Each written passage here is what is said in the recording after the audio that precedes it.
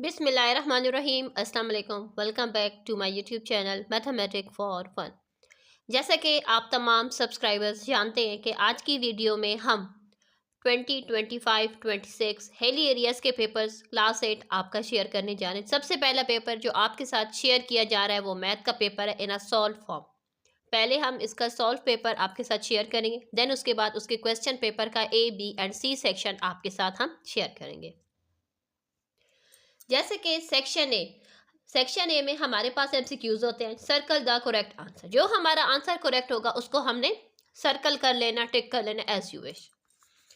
First हमारे पास है the rate is usually express per 100 for 1 year is known as the rate. उसे हम क्या कहते हैं? उस रेट को हम कहते हैं रेट पर एनम। ठीक है, ऑप्शन ए को हम टिक करेंगे।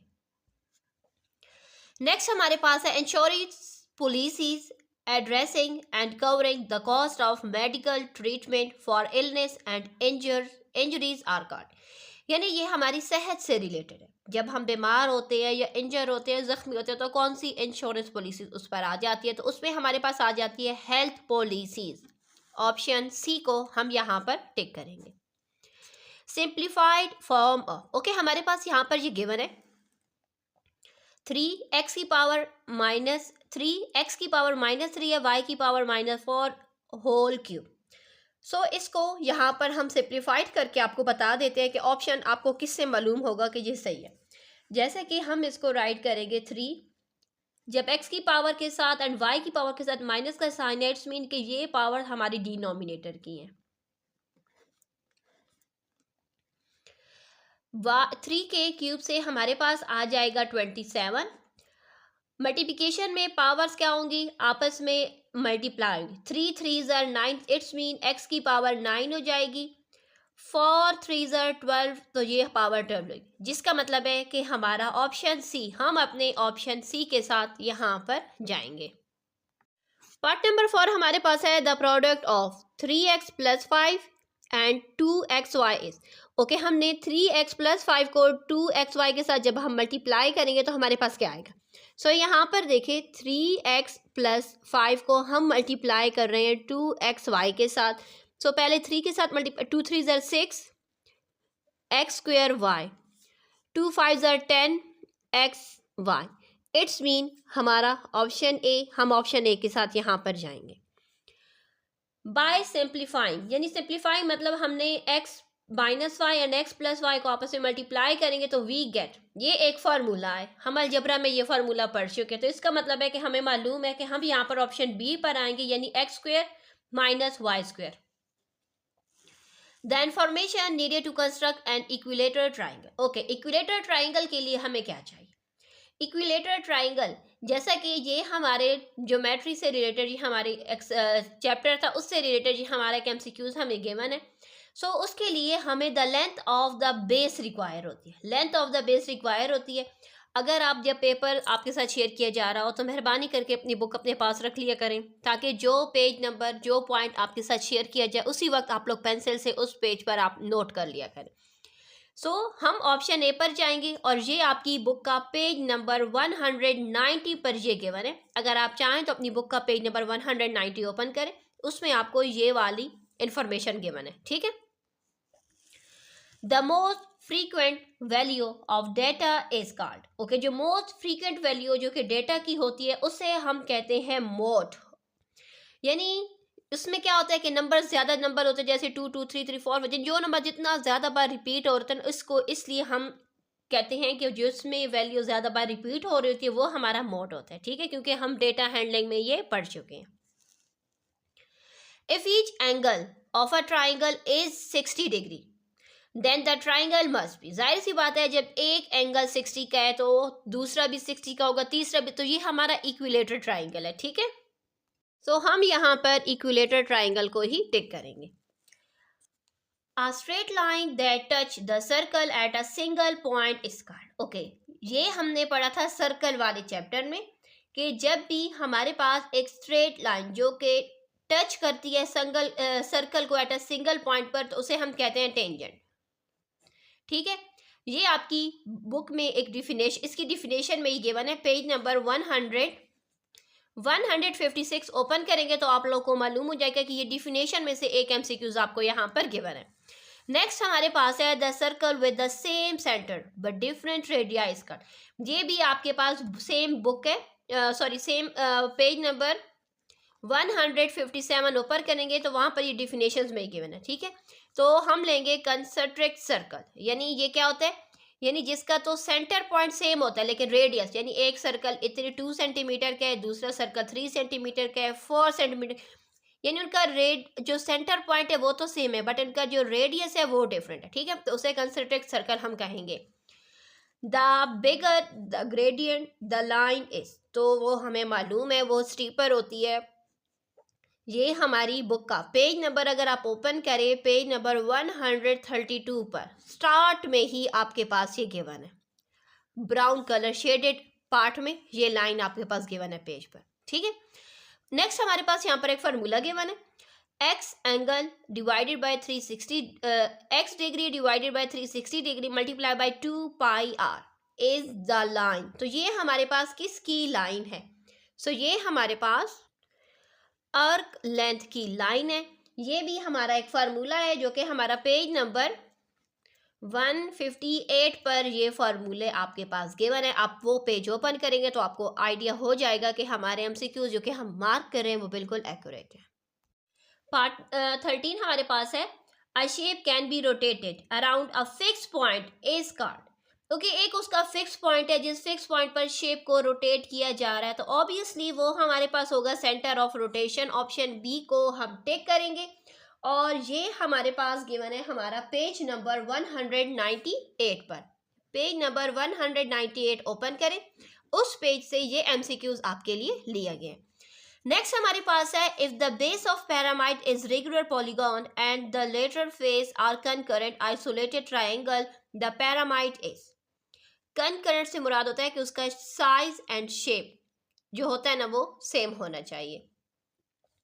सो यहाँ पर देखें हम इसके लिए क्या लेंगे कि जब हमारे पास बेस ऑफ पैरामाइड एक रेगुलर पॉलीगॉन है, लेटर उसकी जो फेसेस है वो कंकर आइसोलेटेड ट्राइंगल द पैरामाइड, उस पैरामाइड को हम क्या कहते हैं, जाहिर सी बात है उस पैरामाइड को हम कहते हैं रेगुलर पैरामाइड।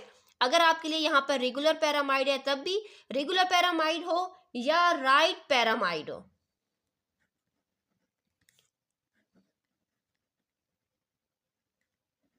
दोनों केसेस में क्योंकि रेगुलर पैरामाइड एंड राइट पैरामाइड ये दोनों यूज होंगे नाम हमारी इस पॉइंट के लिए। ठीक है, तो ये आप अपनी बुक का पेज नंबर ओपन करें, पेज नंबर 165 पर ये एमसीक्यूज आपके लिए उस पेज से लिया गया। ठीक है, नेक्स्ट हम आ जाते हैं, if two simultaneous linear equation are parallel to each other then there is. ये तो एक्सरसाइज चैप्टर नंबर 10 में हमने एक्सप्लेन किया था कि जब हमारी दो लाइनें पैरेलल होती हैं तो उस केस में हमारा जो सोल्यूशन सेट होता है वो नो सोल्यूशन, कोई सोल्यूशन सेट होता ही नहीं है पैरेलल लाइन की सूरत में, इसलिए हम ऑप्शन डी को यहाँ पर टिक करेंगे।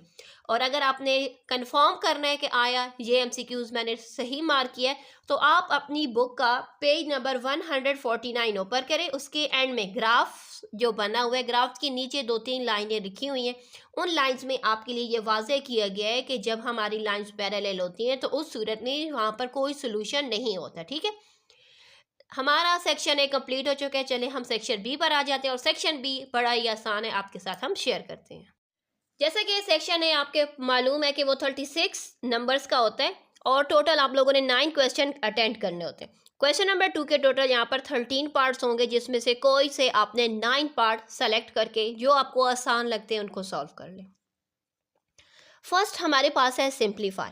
ये क्वेश्चन आपके पास गिवन होगा कि 14 ब्रैकेट में 3x minus 5y whole cube plus 7 3x minus 5y whole square. ये आपका जो क्वेश्चन है ये फैक्टराइजेशन से रिलेटेड चैप्टर से लिया गया है but it is not present in your book, even not in your examples also. ठीक है, सो यहाँ पर देखिए हमने क्या करना है, हमें जैसे कि फैक्टराइजेशन पढ़ा हुआ है, हमें मालूम है हम क्या करते हैं। फर्स्ट स्टेप हमारा होता है कि हम यहाँ पर ढूंढते हैं कि ऐसा कोई नंबर जो कि कॉमन हो, क्योंकि यहाँ पर एक ये है एक ये बीच में प्लस का निशान। It's mean only 2 terms are given when there are 2 terms are present in a question, then first step is we are going to take the common. So हम यहाँ पर सबसे पहले कॉमन देखेंगे कि क्या हम यहाँ पर कोई कॉमन ले सकते हैं। अगर कॉमन नहीं ले सकते तो फिर हमारा सेकंड स्टेप होता है कि हम देखते हैं कि यहाँ पर क्या फार्मूला यूज़ हो रहा है, किस फार्मूले के तहत हमने सॉल्व करना है। तो फर्स्ट स्टेप टेकिंग कॉमन। तो यहाँ पर देखें हमने कॉमन ले सकते हैं। हम यहाँ पर 7 ब्रैकेट में 3x minus 5y whole square को कॉमन लेंगे तो हमारे पास यहाँ से क्या बच जाएगा, यहाँ से 7 के टेबल में 14 आता है 2 के साथ, it's mean 2 3x minus 5y, क्योंकि ये क्यूब था इसमें से 2 हमने कॉमन ले लिया तो एक हमारे पास यहाँ से बच गया। जैसे कि प्लस का निशान था मैंने यहाँ पर प्लस का निशान लगा दी। जैसे कि ये तमाम का तमाम हमने जब कॉमन लिया तो इट्स मीन हम इसकी जगह पर 1 राइट कर देंगे। अब नेक्स्ट स्टेप में हमने क्या कर लेना कि ये वाली ब्रैकेट, जैसे कि ये तो हमारा कॉमन था, ये कॉमन है, इस पर हम हाथ रख लेते हैं और ये हमारी ब्रैकेट थी, इसको हमने ओपन किया तो 2 को जब 3x से मल्टीप्लाई किया तो 6x माइनस 5y से 2 को मल्टीप्लाई किया तो माइनस 10y और ये प्लस 1 अपनी जगह पर। इट्स मीन कि ये कंप्लीट हमारे पास आ जाएगा इसका आंसर। पार्ट नंबर 2 पर हम आ जाते हैं, solve the inequalities and graph the solution. ये क्वेश्चन आपकी एक्सरसाइज 9B पार्ट नंबर 9 से रिलेटेड लिया गया है, जो कि question number part number 9 exercise 9B का जो पार्ट नंबर 9 है उससे रिलेटेड क्वेश्चन। एग्जैक्ट ये वो क्वेश्चन नहीं है बल्कि उससे मिलता जुलता क्वेश्चन आपको दिया गया है, ये चेक करने के लिए कि आप इसको सॉल्व कर सकते हैं या नहीं।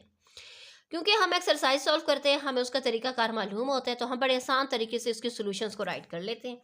सबसे पहला स्टेप हमने क्या करना है कि -5 -3 के साथ ब्रैकेट है 4x + 6 is greater than -119।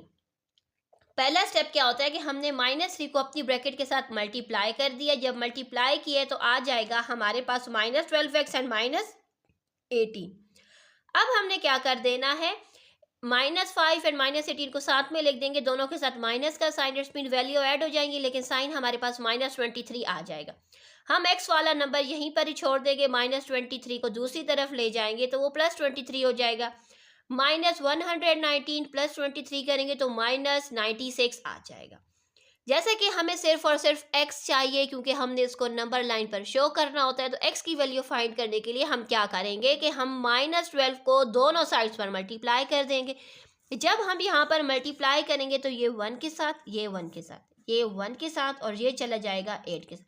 It's mean कि x इज लेस देन 8। अब आप कहेंगे कि यहाँ तक तो x ग्रेटर था, अब लेस देन क्यों हो गया? जब भी हम किसी माइनस वाले नंबर के साथ मल्टीप्लाई करेंगे या डिवाइड करेंगे तो उस केस में हमारा ये क्रोकोडाइल का फेस इनइक्वालिटीज चेंज हो जाएगी ऑपोजिट तरफ। वन मोर टाइम आपको मैं बता रही हूँ। जैसे कि अब जब तक हम यहाँ पर ऐड सब्ट्रैक्ट कर रहे थे तो उस केस में हमारे पास ये जो क्रोकोडाइल का फेस था ये सेम रहा है, लेकिन इन अ केस जब हम यहाँ पर मल्टीप्लाई करेंगे या डिवाइड करेंगे माइनस वाले नंबर के साथ तो उस केस में हम यहाँ पर ये जो क्रोकोडाइल का फेस है इसको हम ऑपोजिट तरफ कर लेंगे। अब तक तो ये लेफ्ट साइड पर था, अब डिवाइड करने के बाद अब ये राइट साइड पर आ चुका है। इट्स मीन कि x is less than 8। When x is less than 8 then हम इस तरीके से इसको नंबर लाइन पर रिप्रेजेंट करेंगे। ठीक हो गया।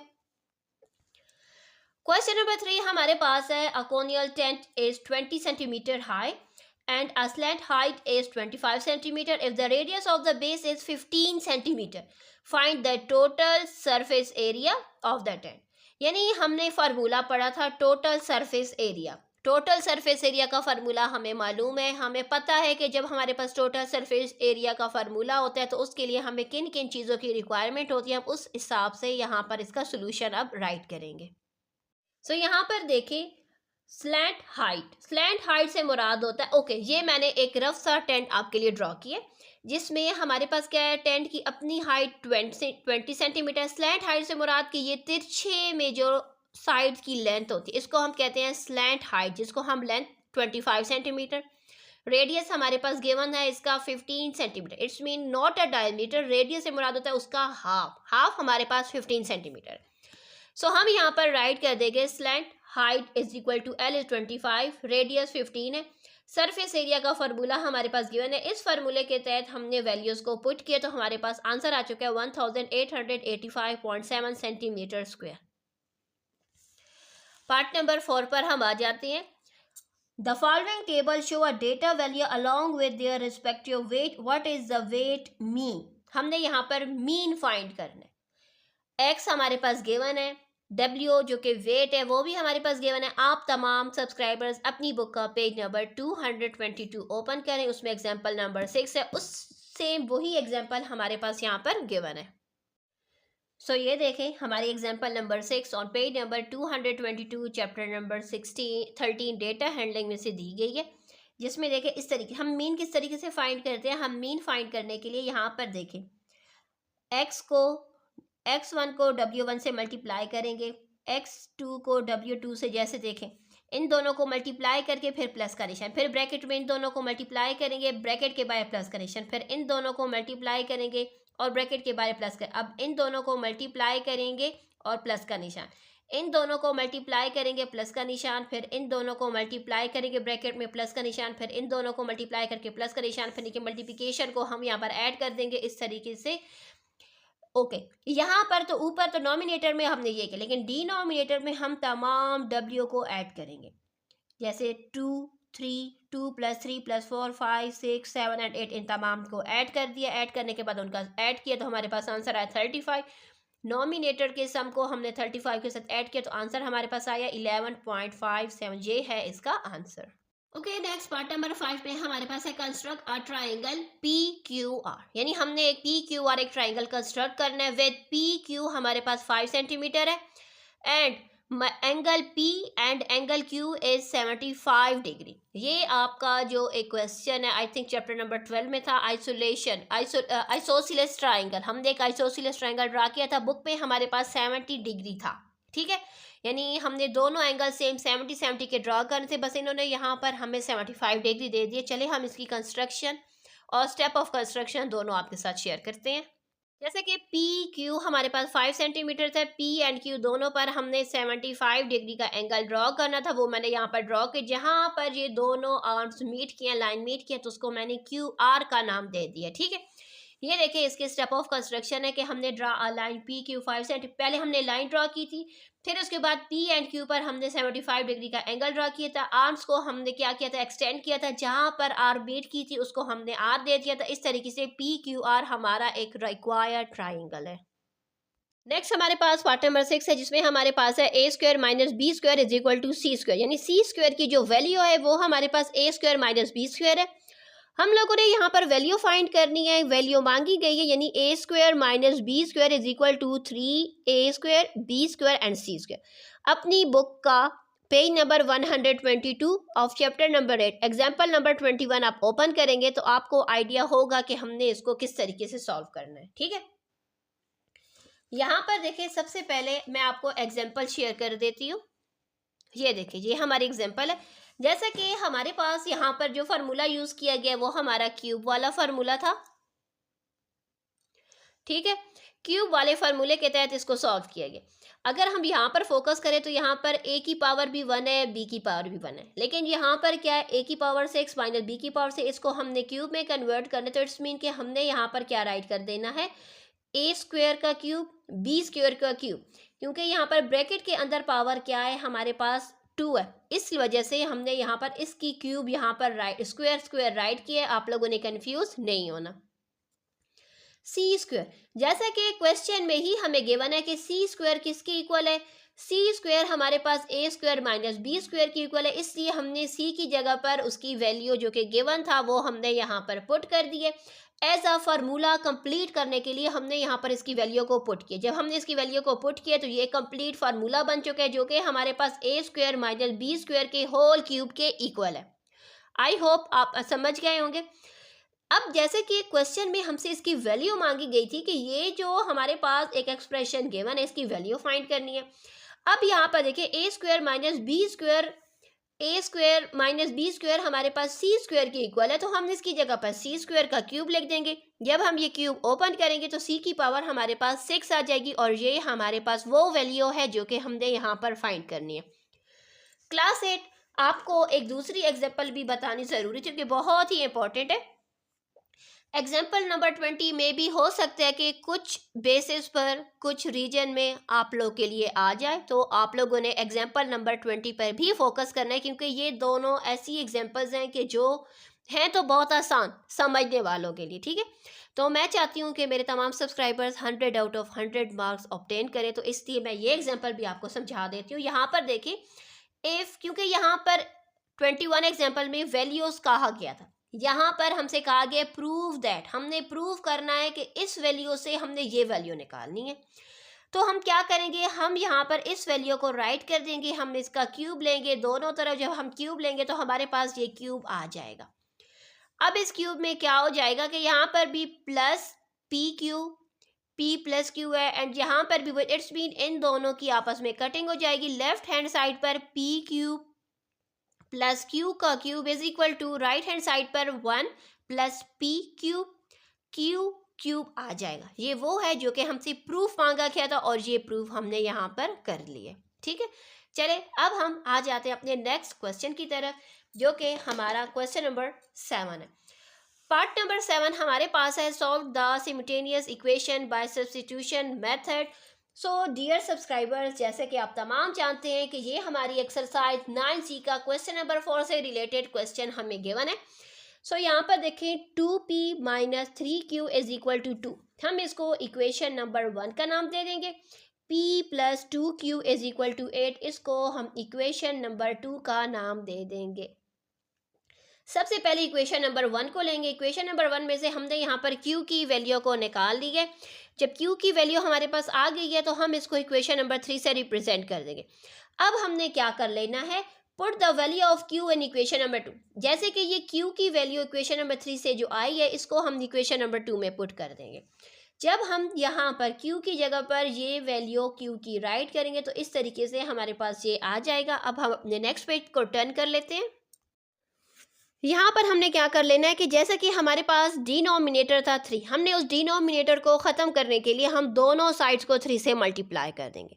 अगर आप मल्टीप्लाई करके सॉल्व करना चाहते हैं तब भी, अगर आप चाहते हैं कि आप एलसीएम ले देन उसको मल्टीप्लाई करें, तो वो एक लंबा चौड़ा प्रोसेस हो जाएगा। तो बेहतर यही है कि हम क्या कर लें, हम 3 को बोथ साइड्स पर मल्टीप्लाई कर दें, ताकि ये जो हमारा डिनोमिनेटर है ये हमारा ख़त्म हो जाए।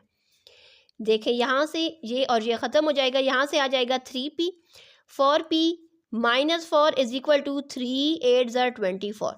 हमने p की वैल्यू को यहाँ छोड़ देना है, यानी 3p प्लस 4p से 7p आ जाएगा, माइनस 4 इज इक्वल टू 24। 4 को दूसरी तरफ आ जाएंगे तो वो प्लस हो जाएगा, जब वो प्लस होगा तो 28 हो जाएगा।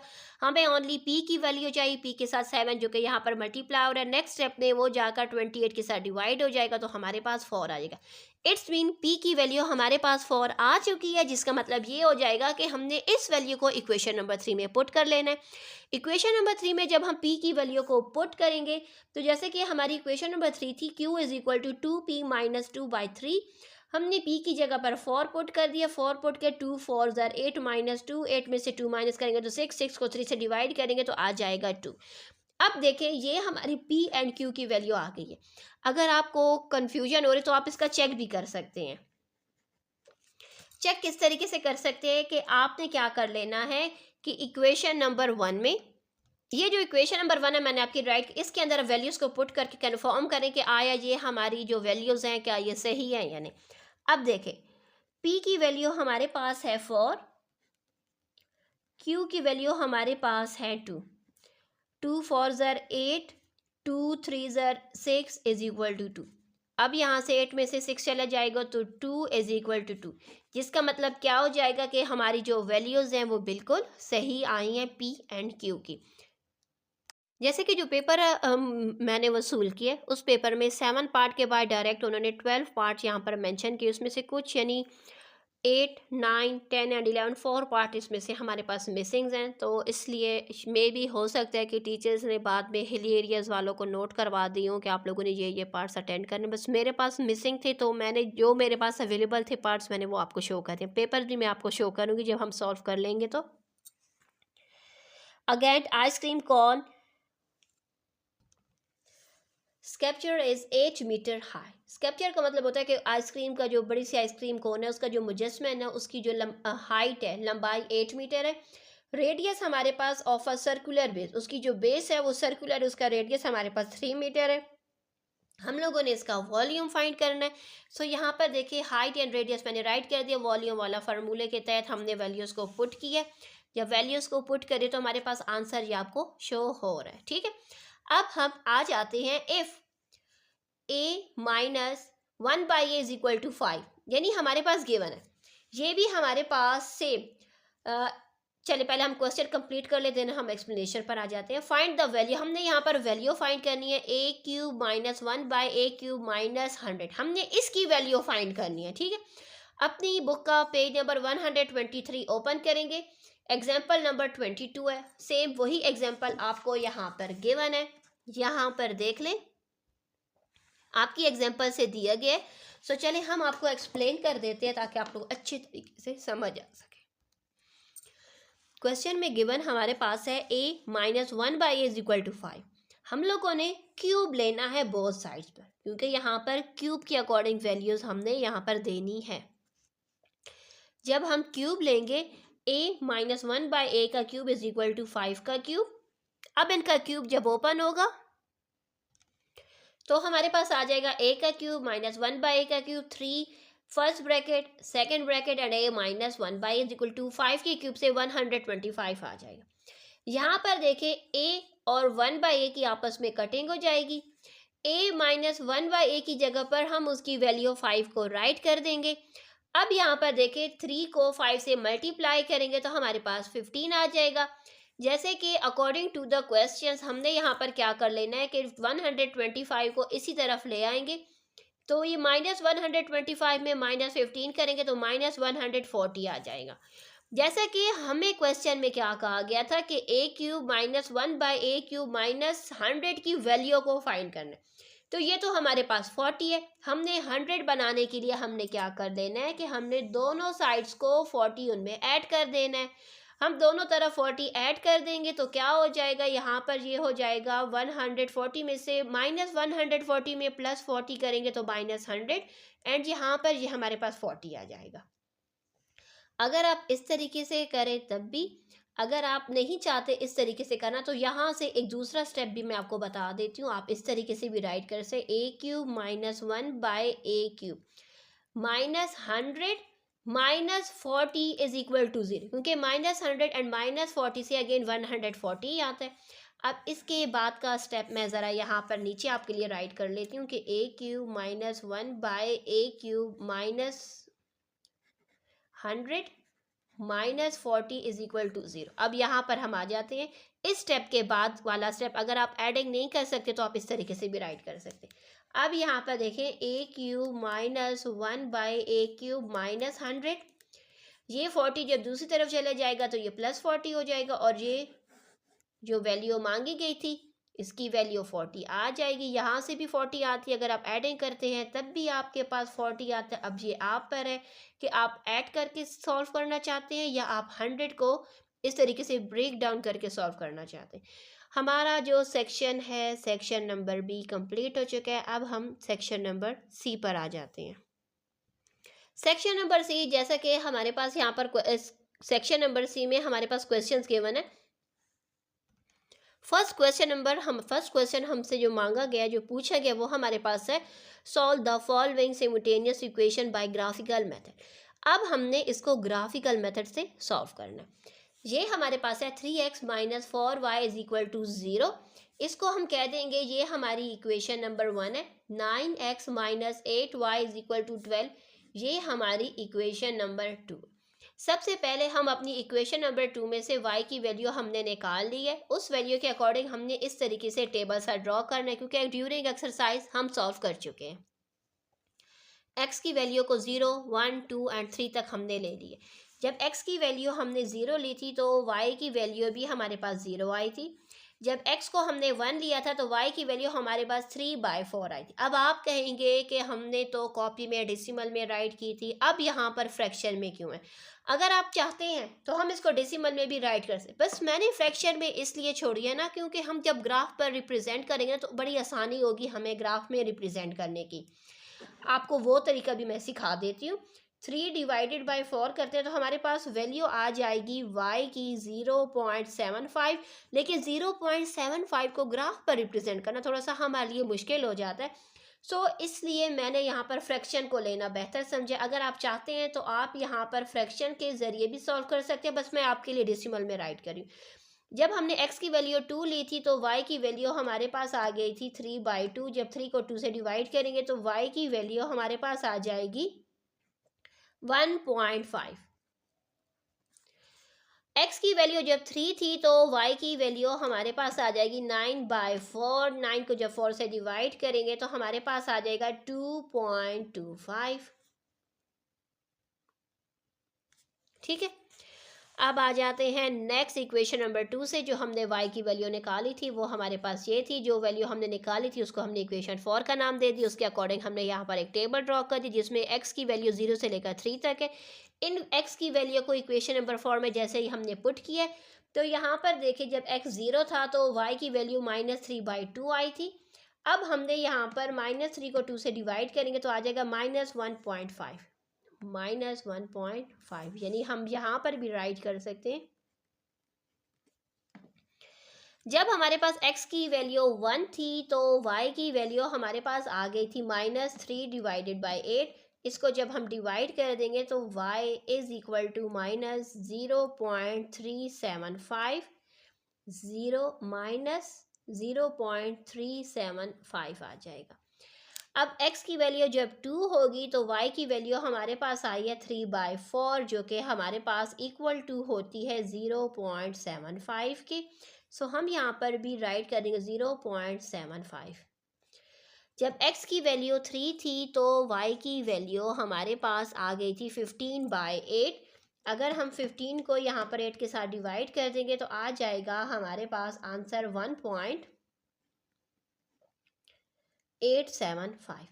अब ये हमारे वो टेबल्स हैं जो कि हमने equation number 1 and equation number 2 से वैल्यूज़ को निकाला है। चलिए अब हम इसको ज़रा ग्राफ पर रिप्रेजेंट करते हैं ताकि हमें पता लग सके कि इसका सोल्यूशन किस तरीके से हम फाइंड करेंगे। ठीक है, क्योंकि जैसे कि पेपर में आप लोग के पास यहाँ पर ग्राफ अवेलेबल है फैसिलिटीज़ की, तो मैं आपको ग्राफ पेपर पर ही समझा देती हूँ क्योंकि एक्सरसाइज के दौरान भी बच्चों की यही कंप्लेन थी कि आप ग्राफ पेपर पर ही हमें एक्सप्लेन कर दें। जैसा कि हमने यहाँ पर x की वैल्यू पॉजिटिव ज़्यादा है तो इसलिए मैंने यहाँ पर x की वैल्यू हम 3 तक की लेते हैं, मैंने वो लिखा है यहाँ पर -1 एंड y। y की वैल्यू हमारे पास जो है वो +3 तक भी ली है मैंने एंड -3 तक भी लिए हैं क्योंकि हमारे पास यहाँ पर माइनस वाली वैल्यूज़ भी काफ़ी ज़्यादा थी। ठीक है, अब यहाँ पर देखिए जब x हमारे पास 0 था अकॉर्डिंग टू इक्वेशन नंबर 1 से जो हमारा टेबल ड्रॉ किया था उसके अकॉर्डिंग मैं आपको बता रही हूँ। जब x 0 था तो y भी 0 था। इट्स मीन कि ये वो पॉइंट है जहाँ पर x and y both are 0। अब क्या है कि हमारे पास जब x 1 था तो y हमारे पास क्या आया है 7.75। x जब 1 था तो यहाँ पर देखिए ये हमारा आ जाएगा बॉक्सेस। हमने यहाँ पर क्या लेना है 3/4। 3/4 मैंने इसलिए किया था कि अगर हम इसको 4 पार्ट्स में इक्वली डिवाइड कर लें तो यहाँ पर देखिए 1 2 3 4 यानी हम यहाँ पर इस तरीके से आ जाते हैं। ये एक हो जाएगा। यहाँ पर देखिए हमने क्या किया कि हर 2 बॉक्सेस के बाद जो थर्ड बॉक्स है ना उसको सेंटर से हमने कट किया, फिर हर 2 बॉक्सेस के बाद उसको सेंटर से कट किए, फिर हर 2 बॉक्सेस के बाद उसको सेंटर से कट किए, क्योंकि ताकि हम यहाँ पर रिप्रेजेंट कर सकें ना, क्योंकि हमारे पास 3/4 था। क्या था 3/4, जिसका मतलब है कि हमारी जो लाइन है जब x 1 होगा तो y हमारे पास क्या आ जाएगा, y का जो डॉट है यानी ये हमारे पास आ जाएगा। ठीक है 0.75। ठीक है, जब x हमारे पास 2 था तो y की वैल्यू हमारे पास आई है 1.5। 1.5 से मुराद हो जाएगा कि ये यहाँ पर इस बॉक्स का हाफ यानी 1 2 3 4 एंड 5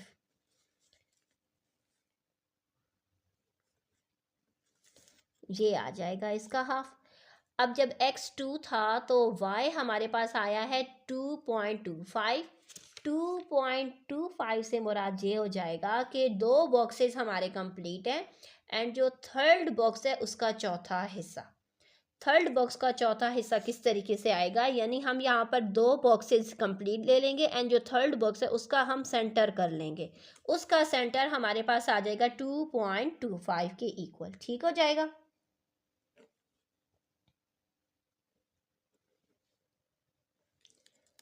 अब हम इन तमाम पॉइंट्स को 0, 1, 2 एंड 3 इन तमाम पॉइंट्स को एक ही लाइन पर हम इसको इस तरीके से ज्वाइन कर लेते हैं। जब तक आप ग्राफ पर रिप्रेजेंट नहीं करेंगे तो आप लोगों को इसकी सोल्यूशन का आइडिया नहीं हो सकता कि हमने उसका सोल्यूशन किस तरीके से लाना है, ठीक हो जाएगा। अब आ जाते हैं अपनी इक्वेशन नंबर 2 से जो हमने टेबल ड्रॉ किया था उसके अकॉर्डिंग जो हमने वैल्यूज़ फाइंड की थी उन वैल्यूज़ पर आ जाते हैं। जब x हमारे पास था 0 तो y हमारे पास था -1.5। -1.5 से मुराद हो जाएगा कि ये लाइन है जहाँ पर x 0 है, -1.5 यानी 1 कंप्लीट है एंड जो नेक्स्ट पार्ट है उसके हमने 5 बॉक्सेस ले लेने हैं, 1, 2, 3, 4 एंड 5। ये आ जाएगा हमारा एक पॉइंट।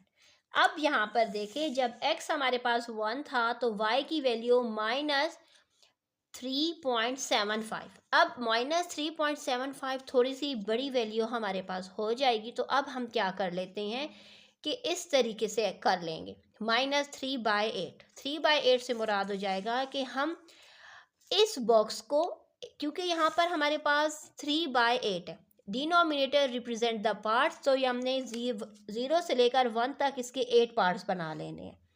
अब यहाँ पर देखें 1, 2, जैसे 1 से थोड़ा सा ऊपर, 1 से थोड़ा सा ऊपर यानी एक बॉक्स से थोड़ी सी ऊपर हम एक लाइन लगाएंगे ताकि हम इस तरीके से इसके 8 बॉक्सेस कंप्लीट कर सकें।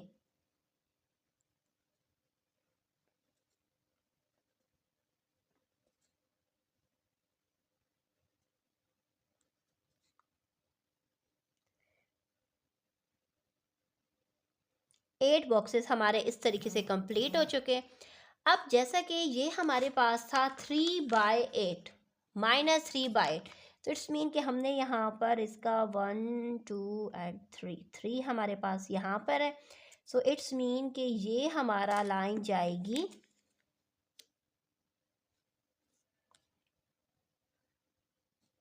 यहाँ पर, ठीक हो गया। अब नेक्स्ट हमारे पास आ जाएगा जब x हमारे पास 2 था तो y की वैल्यू हमारे पास आई है 0.75। इट्स मीन के y की वैल्यू पॉजिटिव आई है 75। जैसे कि हमने इस ग्राफ की जो लाइंस है ना इनको यहाँ पर देखें, जब x हमारे पास था 2 तो y हमारे पास था 0.75, वो पॉइंट हमारा यहाँ पर है।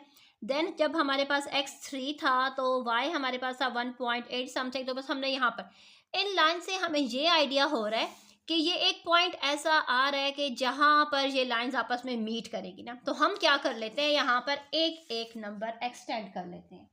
यानी अब हमारे पास यहाँ पर x को हम यहाँ पर क्या कर लेते हैं, x को भी 4 ले लेते हैं, तो क्या आएगी y की वैल्यू यहाँ पर ही हम ले लेते हैं। x को जब हम 4 लेंगे तो y हमारे पास क्या आएगा। सो मेरे पास यहाँ पर जगह नहीं थी तो मैं यहाँ पर ही आपको समझा देती हूँ। यहाँ पर देखें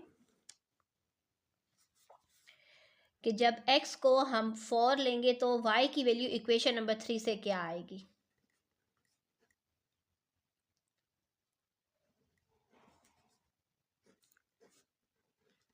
सो y हमारे पास 3 आ जाएगा। सो हम यहाँ पर 3 राइट कर लेंगे।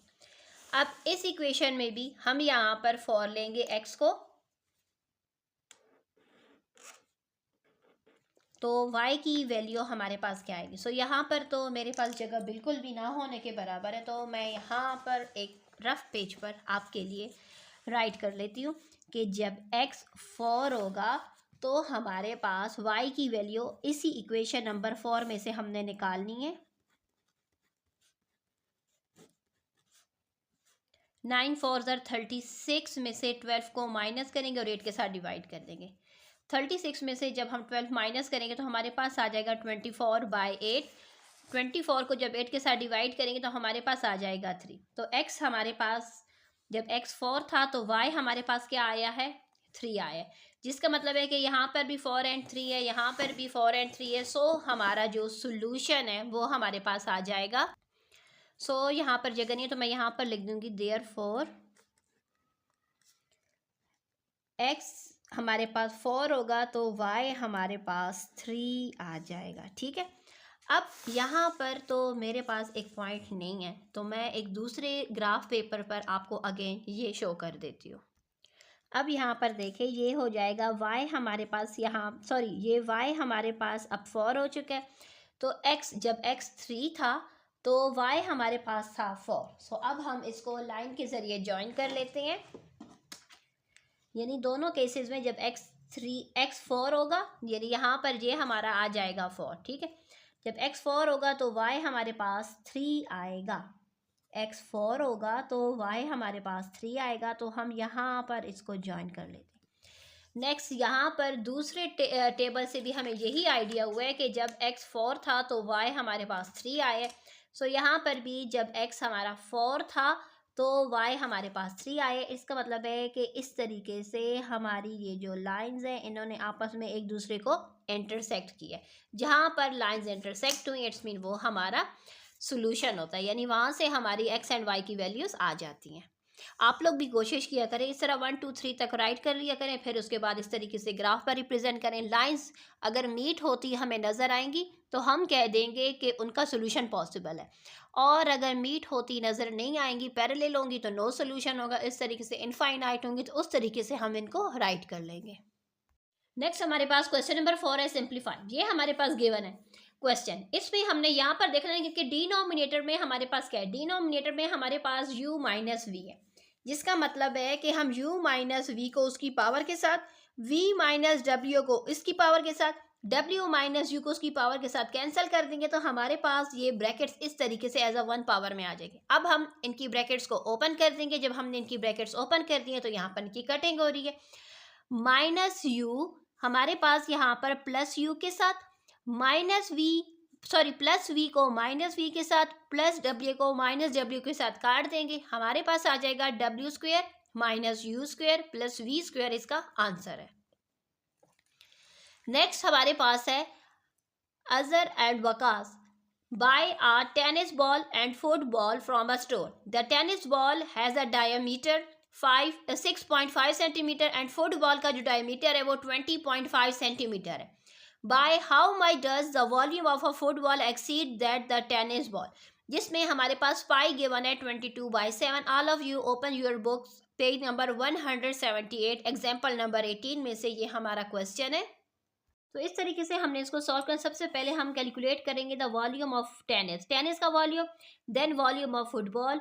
डायमीटर गिवन है, जैसे कि फार्मूले के अकॉर्डिंग हमें रेडियस चाहिए, इसमें डायमीटर को 2 से डिवाइड करेंगे तो रेडियस आ जाएगा। फार्मूले में वैल्यूज़ को पुट करेंगे तो हमारे पास यहाँ पर ये आ जाएगा टेनिस का वॉल्यूम, एंड यहाँ पर इस तरीके से डायमीटर को 2 से डिवाइड किया तो हमारे पास 10.25 आ जाएगा, जो कि फुटबॉल का रेडियस है। रेडियस आ चुका है। अब हमने क्या कर लेना है, इस फार्मूले में वैल्यूज़ को पुट कर देना। इस तरीके से हमारे पास आ जाएगा टेनिस एंड फुटबॉल दोनों का वॉल्यूम।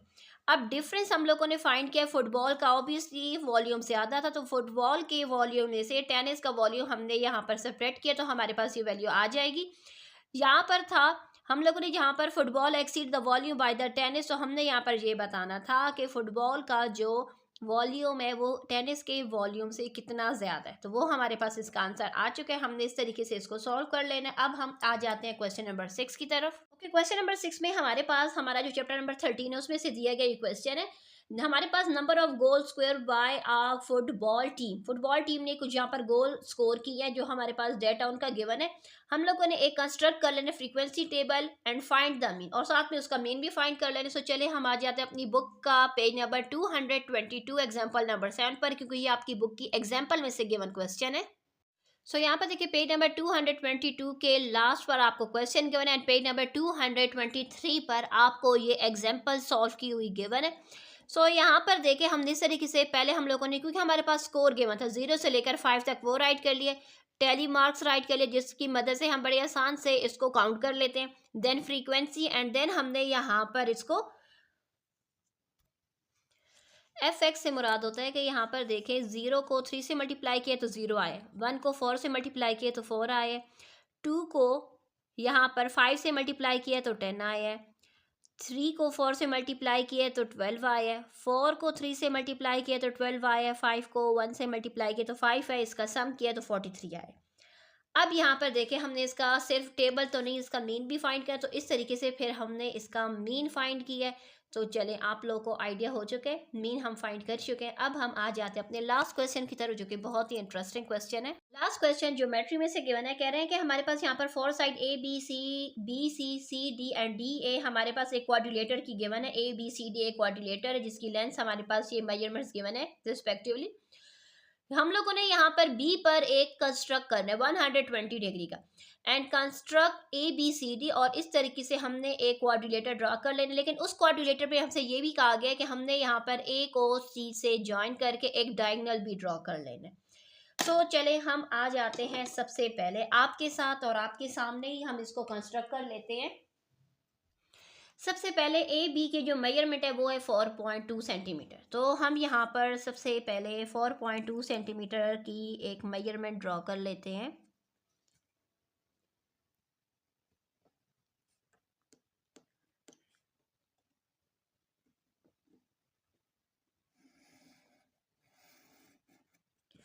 हम यहाँ पर नाम दे देंगे ए बी।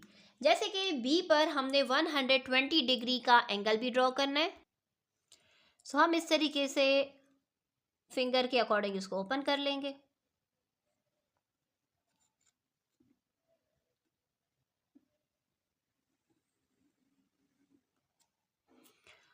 पहला अर्क, एंड देन जो दूसरा अर्क होता है वो हमारे पास 120 का होता है। ठीक हो जाएगा। अब हम इस अर्क से एक लाइन लगा लेंगे,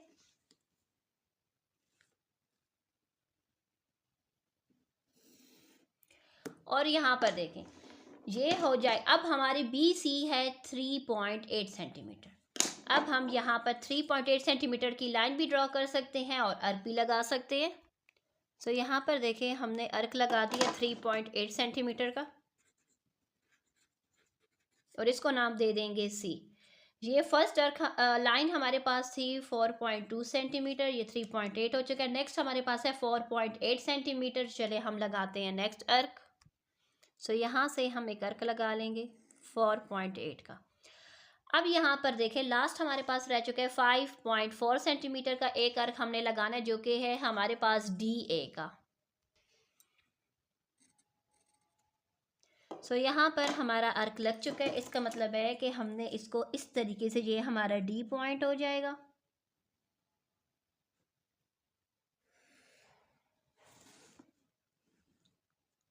वैसे क्वाड्रिलेटर से मुराद ही यही होता है कि हमारी 4 साइडेड शेप। ओके, अब यहाँ पर देखें ये मेजरमेंट थी हमारे पास 5.4 सेंटीमीटर, ये थी हमारे पास 4.8 सेंटीमीटर। ये हमारा जो क्वाड्रिलेटर है ना वो हमने कंस्ट्रक्ट कर दिया। लेकिन साथ ही हमसे यहाँ पर बात की जा रही जॉइन A एंड C, उसको, क्योंकि A से जो C तक जो हमारी लाइन होगी ना वो हमारा डायगोनल होगा। ठीक है, सो चले हम A से लेकर C तक अपनी इस लाइन को ज्वाइन कर लेते हैं और इसको मेजर भी कर लेते हैं। ठीक है, मेरा स्केल थोड़ा सा टूटा हुआ है तो इसलिए मैंने यहाँ पर 0 पर रखा है। ठीक है, 0 से लेकर ये जो हमारा डायगोनल यहाँ पर आया, ये आया है मेरे पास यहाँ पर 6.8 6.9 है। तो बस 6.8 सेंटीमीटर का ये डायगोनल मेरे पास आया। आप लोग अपने अपने स्केल से इसको मेजर कर लें। और इसकी स्टेप ऑफ कंस्ट्रक्शन बड़ी आसान है कि हमने सबसे क्या कर लेना है, हमने सबसे पहले यहाँ पर राइट कर लेना है ड्रा अ लाइन AB। जैसे कि हमने सबसे पहले लाइन ड्रॉ की थी तो हम लिख देंगे first draw a line AB is equal to 4.2 centimetre. Second होगा at point B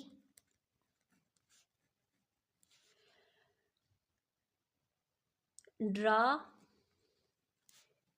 N angle of 120 degree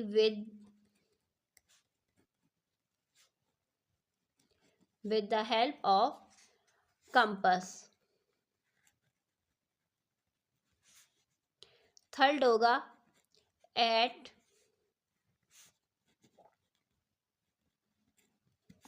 point B point पर भी अभी तक हमारी बात चल रही है। At point B draw an arc of B पर, क्योंकि बी सी थी हमारे पास 3.8 centimetre, draw an arc 3.8 centimetre and name it's point C. Draw at point B, draw an arc of 3.8 centimeter and name it as C। अब ये C हो चुका है। अब 4 पॉइंट पर आ जाएगा। अब हमने क्या कर लेना है, at point C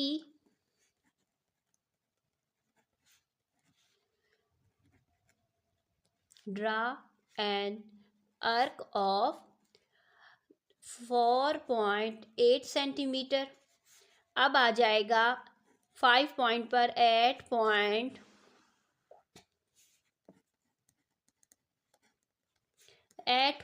A draw an arc of 5.4 centimetre. ठीक है, अब लिख देंगे 6 पॉइंट पर the point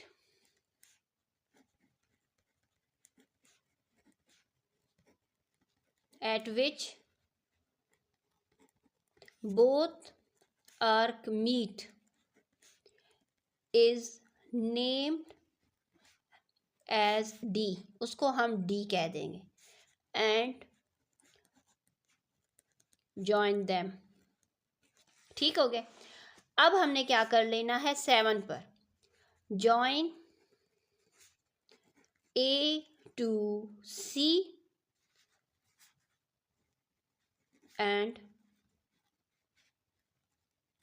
measure its length with the help of scale। hence number 8 point पर लिख देंगे hence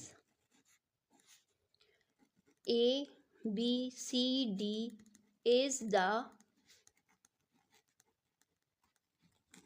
required quadrilateral।